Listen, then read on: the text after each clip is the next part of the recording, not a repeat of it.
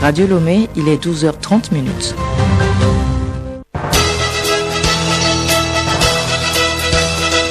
Le journal Étienne Nabédé.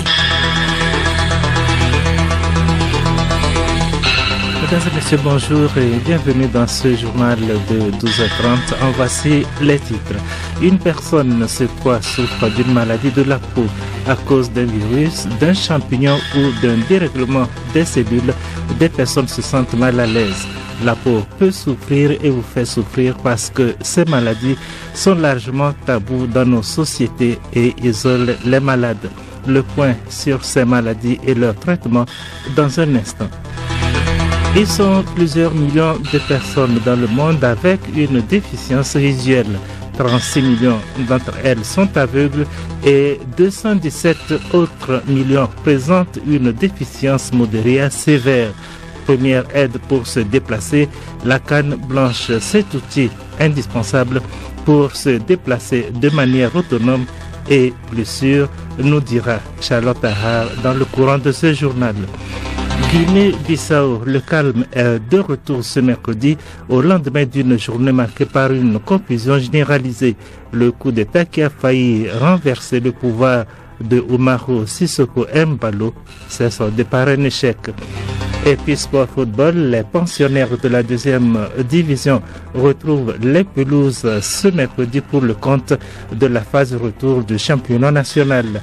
Pour la 8e journée, d'intéressantes affiches sont au programme cet après-midi.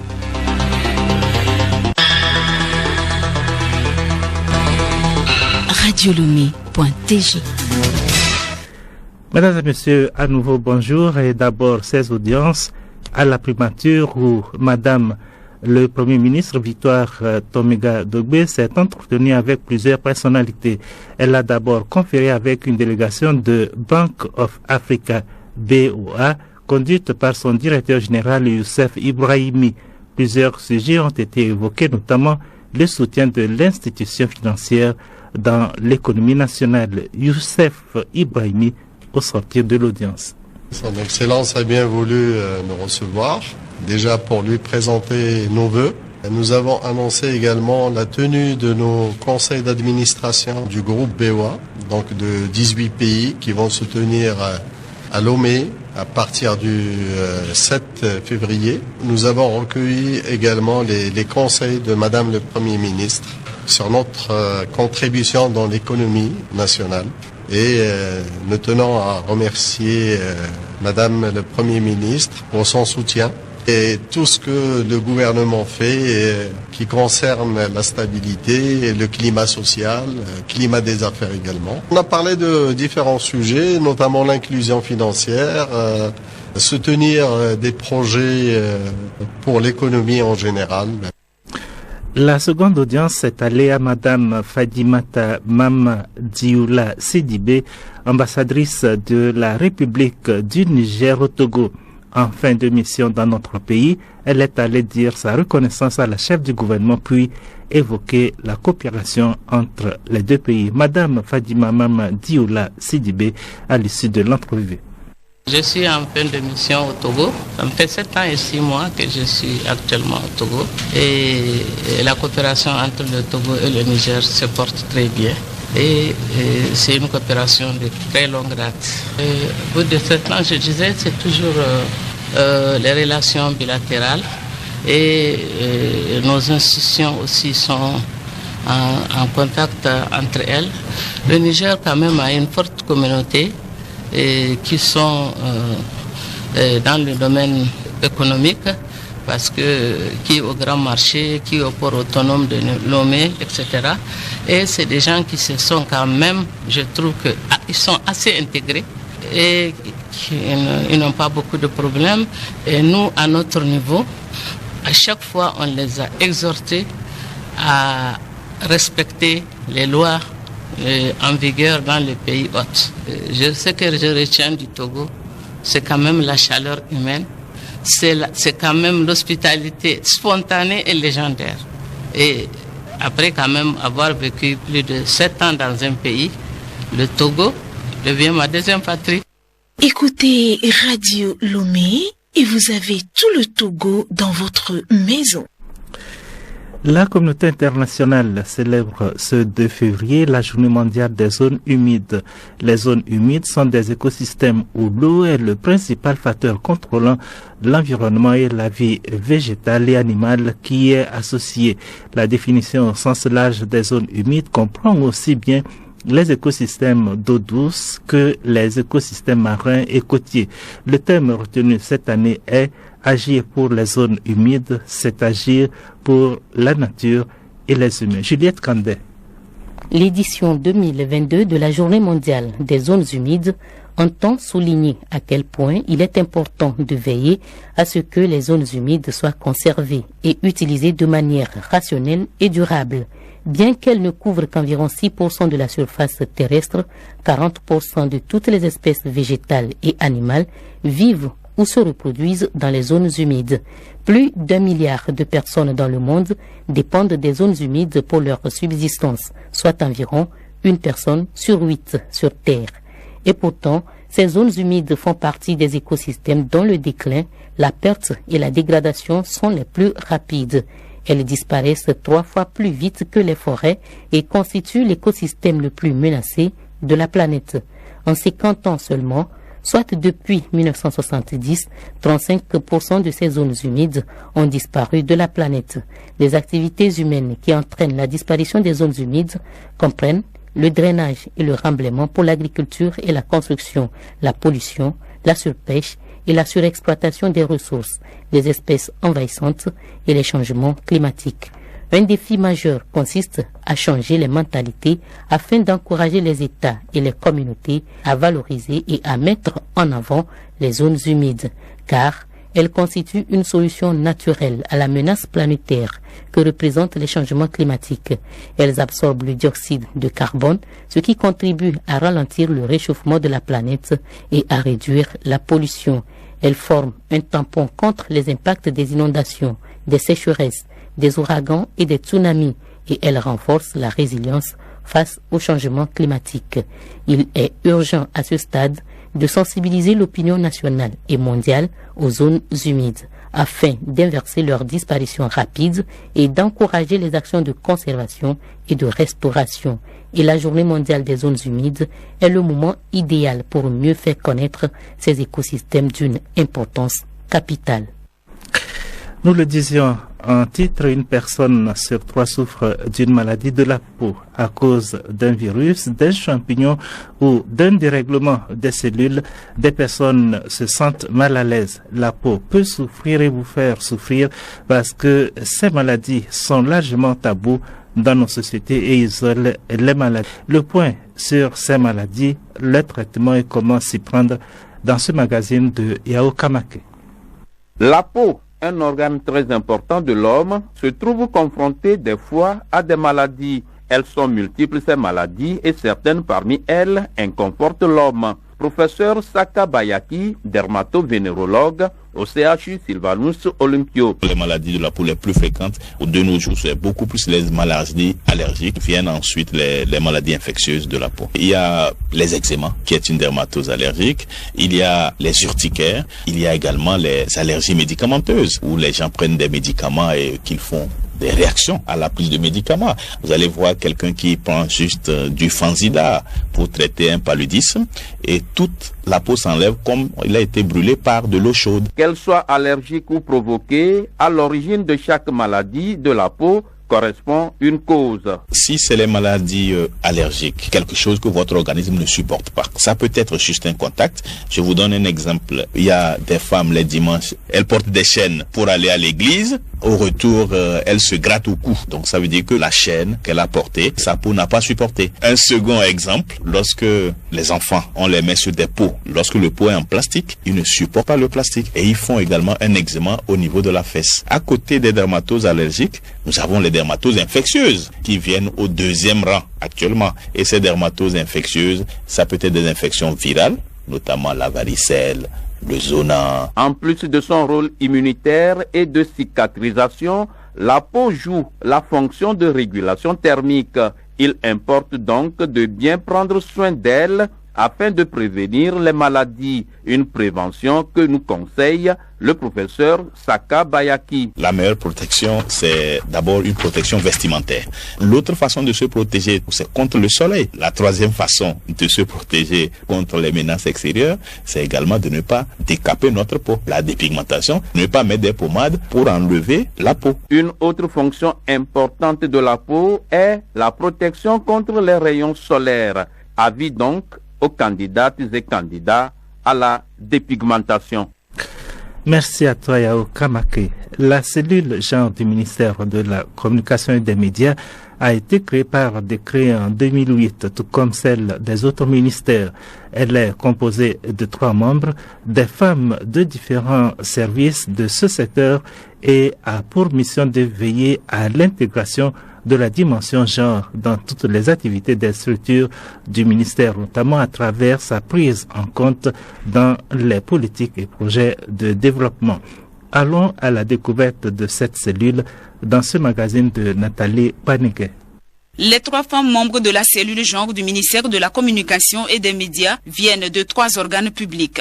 Radio Lomé, Agence togolaise de presse à top et la télévision togolaise. Lys Djamien représente la télévision togolaise. C'est une synergie qui est mise en place pour prendre en compte les questions relatives à la prise en compte de la féminité sur les lieux de travail, la prise en compte du concept genre dans le travail lui-même. Nous sommes comme une oreille attentive, une cellule d'écoute pour toutes les femmes qui ne manquent pas de subir des discriminations et autres violences sur le lieu de travail. Et aussi, nous sommes là pour rappeler à l'autorité que les femmes, elles sont là. Il y en a qui regorgent de compétences, il y en a qui ont des aptitudes et n'attendent qu'un petit accompagnement pour éclore, et que ce sont des valeurs sur lesquelles donc le ministère peut compter pour se développer et atteindre efficacement ses missions. La mission est claire, veiller à l'intégration genre à tous les niveaux du département ministériel de la communication. Blandine Camara, secrétaire de rédaction à la direction de l'agence togolaise de presse, est aussi membre de cette cellule. Ce que nous voulons, c'est qu'on essaye de promouvoir la femme. Quand il y a un poste de responsabilité qui se dégage et qu'il y a une femme et un homme qui sont candidats pour ce poste,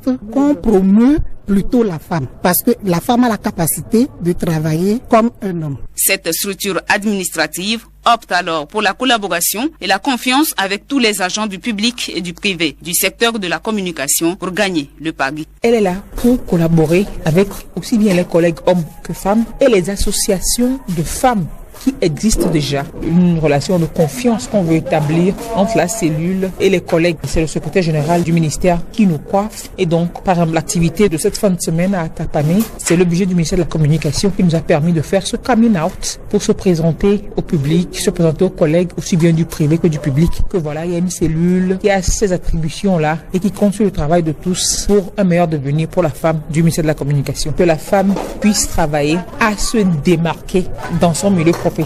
Quand la femme fait son travail, que l'on puisse dire waouh. Le genre vise clairement les postes décisionnels et le Togo a signé en ce sens plusieurs textes et conventions au plan national et international qui demandent 50%, 50%. Ce qui motive d'ailleurs aujourd'hui les femmes de la communication. Près de 300 millions de personnes dans le monde présentent une déficience visuelle. 36 millions d'entre elles sont aveugles et 217 autres millions présentent une déficience modérée à sévère. Première aide venant à l'esprit quand on mentionne les déplacements d'une personne déficiente visuelle, la canne blanche. C'est donc un outil indispensable pour se déplacer de manière autonome et plus sûre. Dans l'esprit du public, elle est souvent associée à la cécité complète. Pourtant, elle est également une aide précieuse pour un grand nombre de personnes malvoyantes. Quand on parle canne blanche, son utilité et son impact sur ses usagers, élément de réponse dans ce magazine. Raoul Tetuniake, Charlotte Ahar.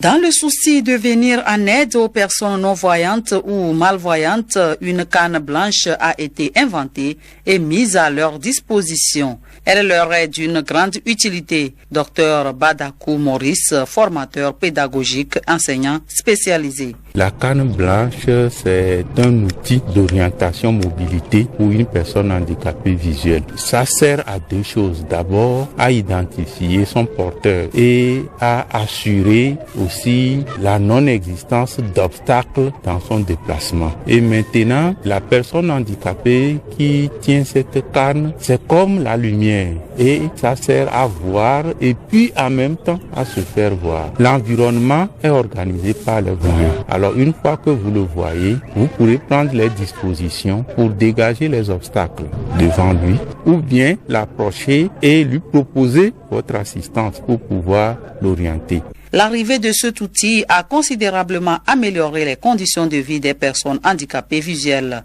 Asia Keseyao Emmanuel, premier vice-président de l'Association des personnes handicapées visuelles pour la contribution au développement. Lorsque la canne n'existait pas, les personnes handicapées visuelles ne se déplaçaient pas de façon autonome. Il faisait toujours référence à l'aide d'une tierce personne. Vous prenez l'exemple d'un monsieur qui est vieux. Il n'a pas de canne blanche. Il a toujours l'aide de ses enfants pour aller à la douche et pour aller également dans les petites promenades et revenir. Mais tout d'un coup, les enfants là peuvent en un temps donné être fatigués et ne peuvent plus d'une manière ou d'une autre prêter cette aide-là régulièrement à leurs parents. Et ça arrive. Mais avec la canne blanche, le vieux peut de façon autonome se déplacer et aller revenir.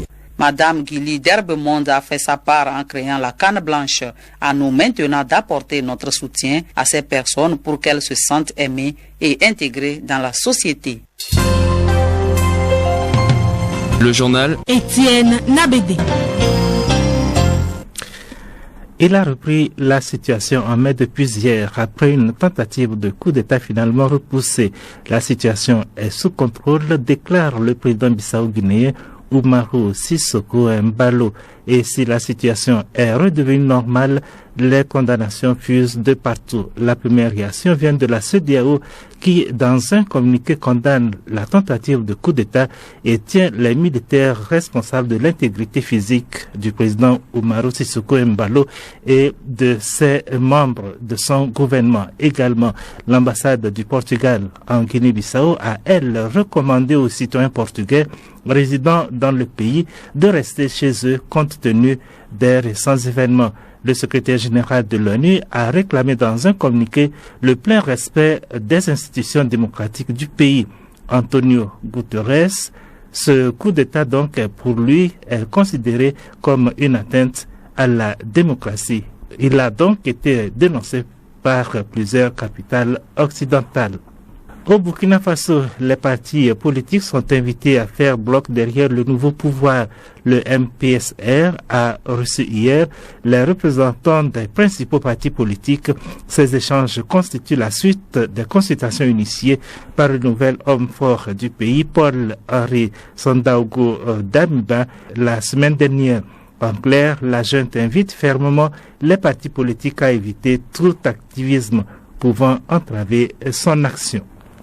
Le secrétaire général des Nations Unies, Antonio Guterres, a annoncé hier la nomination du général nigérian Benjamin Olufemi Sawyerr à la tête de la force intérimaire de sécurité des Nations Unies pour habiller la FISNUIA. Abiy est donc une région que se disputent le Soudan et le Soudan du Sud.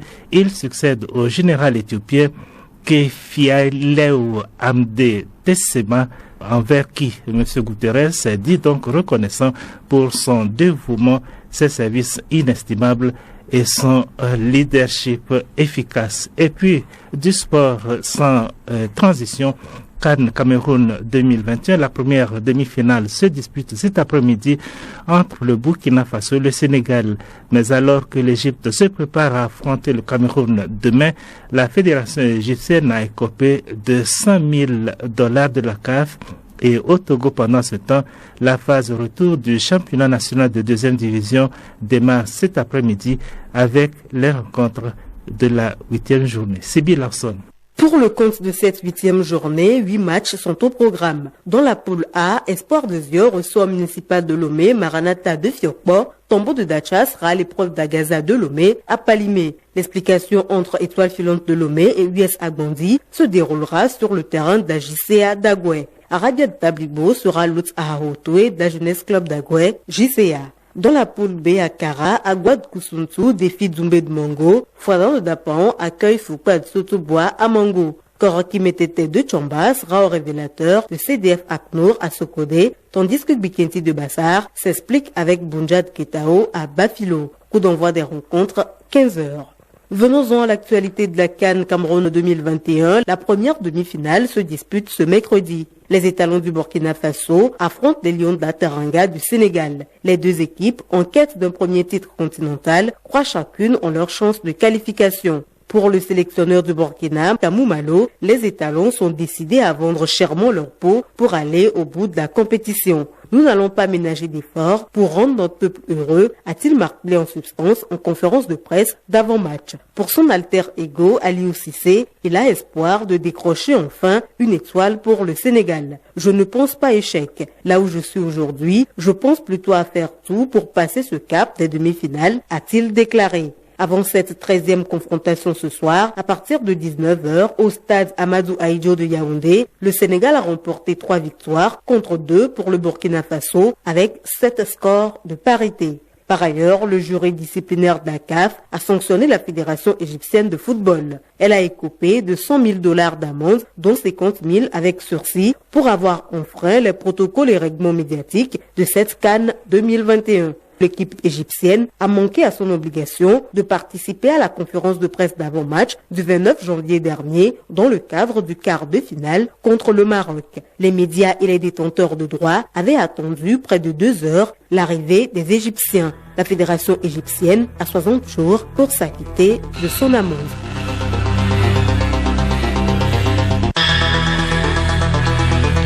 Mesdames et messieurs, ainsi s'achève cette édition. Merci de l'avoir suivi et merci de rester fidèle à Radio Lomé.